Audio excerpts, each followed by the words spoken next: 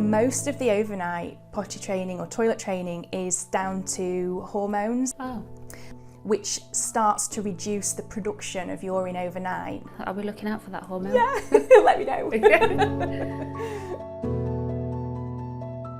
Something I speak with so many parents about is that pressure to have them dry in the night as well. Oh yeah.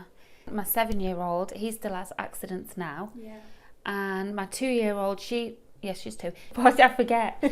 She's potty training. She's fine in the day, but she's still wearing nappies at night. And I'm in no rush to take them away just yet because they're still wet in the morning. Yeah, and that's actually really important. If your little one is still waking up with very wet nappies, it's not even worth considering. Being dry overnight is a completely different ball game to being dry in the day. Because they don't know what they're doing. Yeah, there's that. There's the fact that obviously they're asleep. Yeah. It's hard enough in the day when they're awake. But actually, most of the overnight potty training or toilet training is down to hormones. Oh.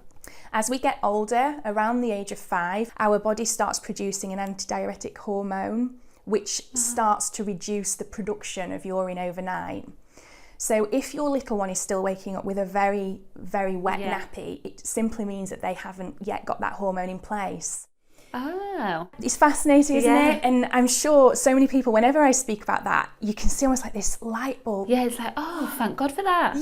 Yes, because, you know, it's actually really hard. If you aren't physically capable of something that you are being expected to do, so it's really preferable to just hold off, wait until either the nappies are just slightly wet, because that could have been happening right before they're waking up. Oh, right, yeah. Or, you know, wait until they're dry entirely.